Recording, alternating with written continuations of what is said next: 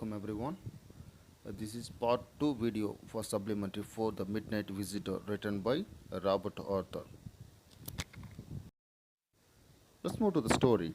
The last class we stopped both Oswald and Fowler entered the room. The Oswald room, it was located on the top of the 6th floor. It was a secret exit room.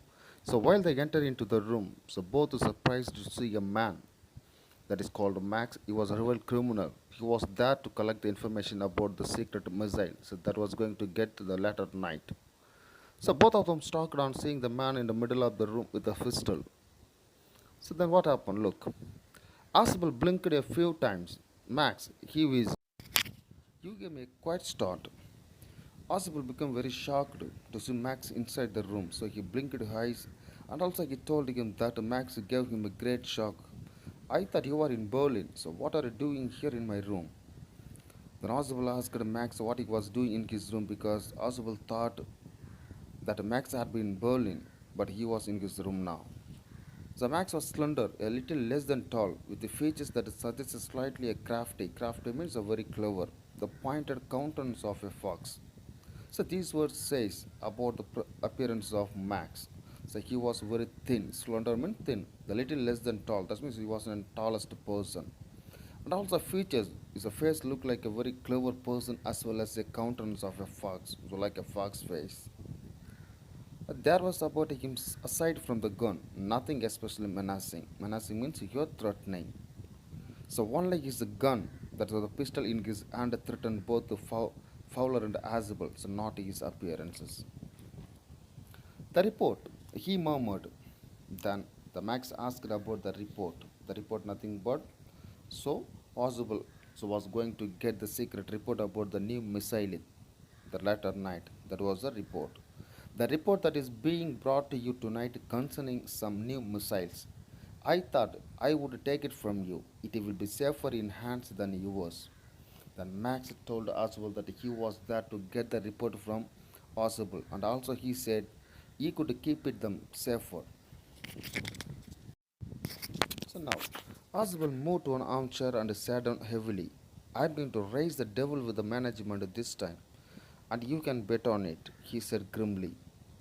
Then after that, the Oswald did not know what to do. Then he moved to the armchair and he became very upset and shouting angrily, I'm going to raise the devil. Raise the devil means just he's going to fight with the management of hotel this time.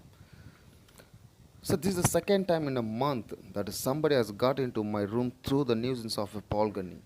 Then just he started fabricating a story that he said that was the second time that someone entered his room through the polygamy.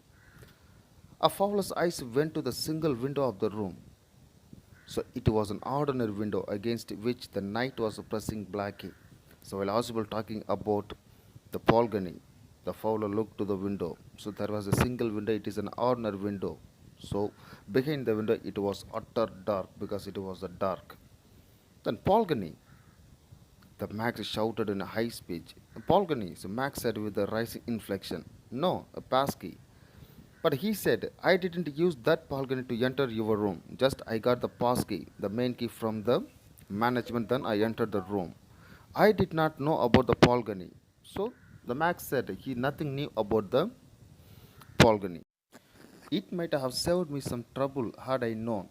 The Max told Oswald that he had known about the balcony, say he would have not taken some trouble to enter the room, so he would have used that balcony. It is not my polygamy, Oswald said with extreme irritation. Then at most annoyance, the Oswald said that was not his polygamy. It belongs to the next apartment. And he said, so that polygamy was belonged to the next apartment. He glanced explanatorily at Fowler. So while he explaining about that polygamy, he looked at Fowler. You see, he said, so this room used to be a part of a large unit. So and the next room, through the door, used to be the living room. Then he said his room was a part of a large unit, and also he pointed out the door and said that door was used to the next room. It had the balcony, that the next room, living room, had the balcony which extends under my window now. So then he said, so that balcony belonged to the next room. It extended towards my window. You can get onto it from the empty room, so 2 doors down. And somebody did the last month. And he said, through that Polgany, anybody can enter his room. And also he said, last month also someone entered Oswald's room. The management promised to block it off, but they haven't. So Oswald also the complaint to the management about these Polgany issues. The management also promised him to block it that Polgany, but they didn't do that. So everything was a fabricated story that was the cooked up by Oswald. The Max glanced at Fowler, so who was standing stiffly not far from Oswald, and waved the gun with a commanding gesture. Suddenly Max looked at Fowler, so who was standing stiffly very close to Oswald. And Oswald pointed out the gun and made a commanding gesture. The Max made a commanding gesture with the gun. The police sit down, he said. The Max asked both the Fowler and Oswald to sit down. We have to wait half an hour. I think the 31 minutes, Oswald said moodily. The appointment was for 12:30. Then, the Oswald said, so they have to wait for another half an hour, nearly 31 minutes, because the appointment nothing but the time in which they were going to get the important report was made for 12:30. I wish I knew how you learned about the report, Max. The constable asked Max how he knew about that important appointment. The little spy smiled. Look at the word little spy because he was not the tallest person. He smiled very cunningly. And we wish we knew how your people got the report. The Max said that they knew everything how possible people were going to get that report. But no harms has been done, so nothing bad things happened to them. So I will get back tonight. Then Max said that he was going to get that report from Oswald that later night. What is that? Who's that? Who's at the door? The fowler jumped at the sudden knocking at the door. So while they were making the conversation, the someone knocked the door. On hearing the knocking door, he became very shocked. The Oswald just smiled, but he didn't show any kind of fear at his face. Simply he said, "That will be the police," he said. Then the Oswald suggested that so they were the policeman who was standing at the door and knocking at the door. I thought that much an important paper as one we are waiting for should have a little extra protection. Then the Oswald said that he had arranged the police power to give the extra protection for the important papers, so that may be the person who was standing at the door. I told them to check on me to make sure everything was all right. The constable told Max that he had arranged the policeman to give the extra protection and also to check that things are all right or not. The Max bit his life nervously. The Max became very anxious and also very fearful, so he started biting his lips very nervously. The knocking was repeated. The person kept on knocking the door. What will you do now, Max? Oswald asked. If I do not answer the door, they will enter anyway. The door is unlocked. So now. So Oswald asked Max what he would do then. And then Oswald said that if he did not open the door or answer the door, so they would enter anyway because the door was unlocked. So while entering into the rooms of Fowler and Oswald, they did not lock the door. So they said the door was unlocked. And they will not hesitate to shoot. And Oswald told Max that the policeman would not hesitate to shoot the stranger inside the room. So they have to give the proper protection for the important documents. The Max's face was black with anger as he backed swiftly towards the window. And after hearing that, the Max became very anxious and worried. Then he moved quickly towards the window. He swung a leg over the sill and sent them away, he warned. So I will wait on the balcony. Max kept his leg over the windowsill because he was ready to hide in the balcony. Send them away, he warned. The Max warned Oswald to send the policeman away from that place. I will wait on the balcony, and I told him that he would wait in the balcony until they clear the place. Send them away, or I will shoot and take my chances. So now the Max threatened Oswald to clear the policeman from that place, or he would shoot them. The knocking at the door became louder and the voice was raising. So while they were making conversation, still they could hear the sound of knocking door and the man raising his voice behind the door, keeping his body twisted so that his gun still covered the fat man and his guest.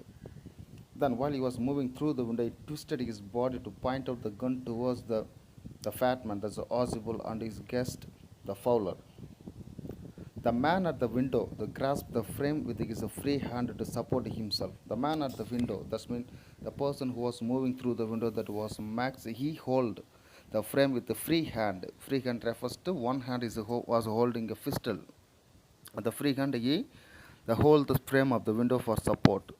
Then he swung his other leg up and over the window sill. Then he pulled another leg out of the window. The doorknob turned. The swiftly Max pushed with his left hand to free himself from the sill and dropped to the balcony.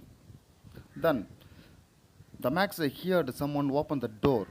So quickly he just released a hand from the frame and dropped to the balcony. And then as he dropped, he screamed once shrilly. As soon as Max leaped outside of the window, he yelled out of horror. The door opened and a waiter stood there with a tray, a bottle and two glasses. Then, so actually, someone opened the door who was a waiter. So just he was there with a bottle of wine and two glasses on the tray. Aspel just cooked up the story of policeman. Just he wanted to get rid of Max so that he fabricated a story. Here is the drink you ordered when you returned, he said. He refers to the waiter. The waiter brought the drinks, so which Oswald ordered when he returned to his room, and set the tray on the table, so deftly uncorked the bottle and left the room. The waiter placed the tray on the table and skillfully released the cork from the bottle and left the room. A white-faced Fowler stared after him, but Fowler became very confused. He could not understand what was happening in the room because he didn't expect the waiter that time because he believed the person who was knocking the door was a policeman. But he stammered, the police. There was no police, Oswald said. But Oswald said there was no policeman. The person who had knocked the door was the waiter. The only Henry whom I was expecting. So Oswald clearly explained to him that was the waiter Henry, that whom he was expecting for the drinks. But warned that man out on the balcony, Fowler began. But Fowler worried about the Max who was on the balcony with the pistol. He feared a lot about him. No, said Oswald. Oswald clearly said no, he won't return. That's when he clearly said the Max would not return again.